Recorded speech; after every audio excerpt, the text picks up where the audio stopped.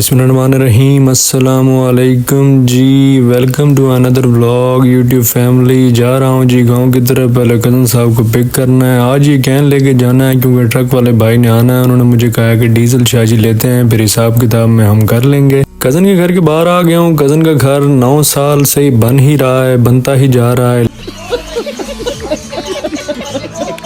लेकिन अब लग रहा है कि फिनिशिंग इसकी कंप्लीट होने वाली है। इंशाल्लाह कुछ दिनों में ये भी रेडी हो जाएगा। इस घर को बनाने में मेरे कज़न की खून पसीने की कमाई जो है वो शामिल है पड़ी। और ये मजदूर साहब खड़े हैं। कज़न साहब इनको इंस्ट्रक्शन करते हुए नजर आ रहे होंगे, लेकिन अंदर जाना पड़ेगा कज़न को देखने के लिए। चलिए आइए देखते हैं कज़न के मराहिल। कज़न साहब अपना टेक्निकल हैंड से उनको बताते जा रहे हैं कि भाई आपने ऐसे नहीं ऐसे करना है। डिज़ाइन आप लोगों के सामने है। ये 3 डॉट्स यहाँ पर हैं और 36,000 डॉट यहाँ पर इन्होंने करवा दी हैं। अभी ये मुकम्मल नहीं हुआ, इंशाल्लाह हफ्ते के अंदर ये मुकम्मल हो जाएगा।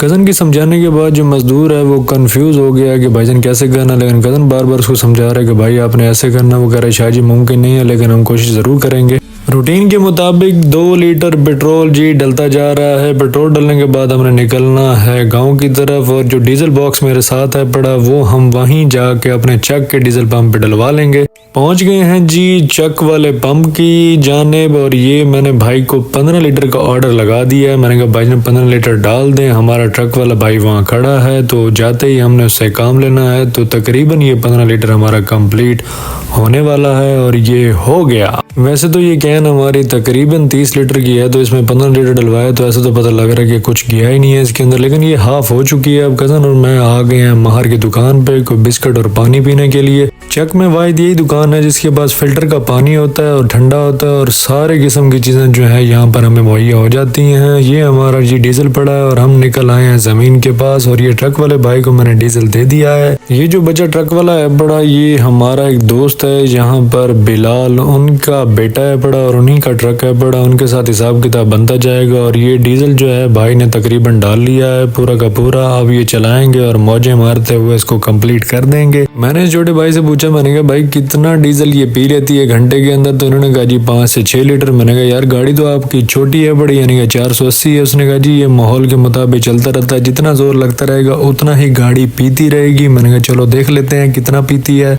ये जी हमारा गवारे और बाजरे के बाद जो एरिया है ये अब साफ करना मैंने स्टार्ट कर दिया। आज देखते हैं कि आज की डेट में कितना एरिया हम लोग साफ कर पाएंगे। टाइम हो रहा है तकरीबन 12 बजे का। 4-5 बजे तक ट्रक चलेगा क्योंकि दिन जो है आजकल छोटे हैं बड़े। 5 बजे मगरिब हो जाती है और मैं तकरीबन 4 बजे निकल जाता हूँ ताकि जल्दी जल्दी मुल्तान पहुँच जाऊँ। और ये भाई जो है बड़ा बेहतरीन तरीके से काम करते हुए जा रहे हैं। मैंने भाई से कह दिया कि 10 बीघे आपने सीधे करने हैं और ये 2 दिन में मुझे आप तैयार करके दें। तो भाई हंसने लग गया कि शाह जी मुझे तकरीबन हफ्ते का टाइम आप लोग देंगे तो तसल्ली बख्श काम हो जाएगा, नहीं तो नहीं होगा ऐसे। कल पैमाइश के दौरान कज़न साहब नहीं आए थे क्योंकि उनके घर का काम हो रहा था। तो आज कज़न साहब को मैंने सारी सिचुएशन कल वाली बता दी। तो उसने कहा जी आबिद भाई को बुला लो, मैं खुद कचाई कर लेता हूँ। तो अब ये कचाई दोबारा से हो रही है जी। जैसे कल जलील हुए थे आज भी मुझे लग रहा है जलालत आने वाली है। अब जो है मुकम्मल तौर पर चारों साइड से आबिद भाई ने कहा दोबारा कचाई कर लेते हैं। और आपका भाई का जो टेंट है वो सूजा खड़ा है ये सुन के। तो क्या नाचो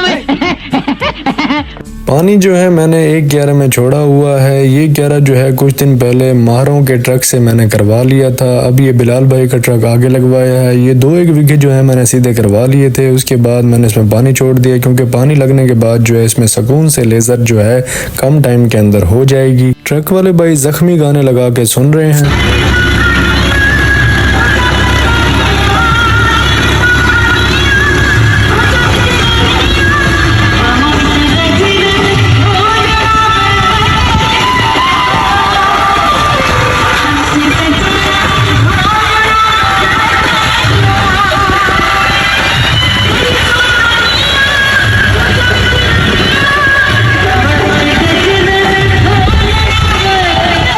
ट्रक वाले भाई लगता है नसीबुल लाल के बहुत बड़े फैन हैं। और ये कज़न साहब पीछे आ रहे हैं मेरे कचाई करने के बाद। मैं ज़रा आ गया था ट्रक की पोजीशन देखने। कज़न साहब और आबिद भाई जो है कचाई कर रहे थे। कज़न का मुंह उतरा हुआ लग रहा है मुझे।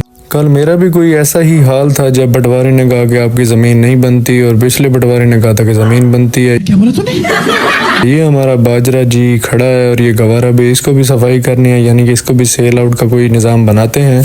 ट्रक वाले भाई को भूख लग गई है, अब वो घर जा रहे हैं खाना खाने और ये दूसरे ट्रक वाले ड्राइवर को भेज दिया और ये भाई तो व्हीलिंग करता हुआ जा रहा है। ये भाई कह रहे हैं कि मैं खाना खा के शाहजी आ जाता हूँ। मैंने कहा जी जिसने भी काम करना है वो जल्दी जल्दी कर ले क्योंकि टाइम अब खत्म होने को आ रहा है। ट्रक चलते हुए तकरीबन 3.5 घंटे हो गए हैं और इन्होंने अभी तक 1 बीघा भी कंप्लीट नहीं किया। ये तो मुझे लगता है कि काफ़ी हद तक ज्यादती हो गई है मेरे साथ। गवारा और बाजरे को सेल आउट करने के लिए मैंने सरफराज भाई को बुलाया है, तो सरफराज भाई मुझे बता रहे थे कि शाहजी गवारा जो है मंडी में सेल होगा और ये जो आपका बाजरा है इसको घास के रेट पे हम लोग सेल कर सकते हैं। गवारा सरफराज भाई ने मुझे बताया है कि 100 रुपए किलो के मुताबिक आपका सेल हो जाएगा और जो बाजरा है बड़ा वो मरले के हिसाब से बिकेगा, यानी कि 300, 400 या 500 हद मरले में आपका वो सेल आउट हो जाएगा।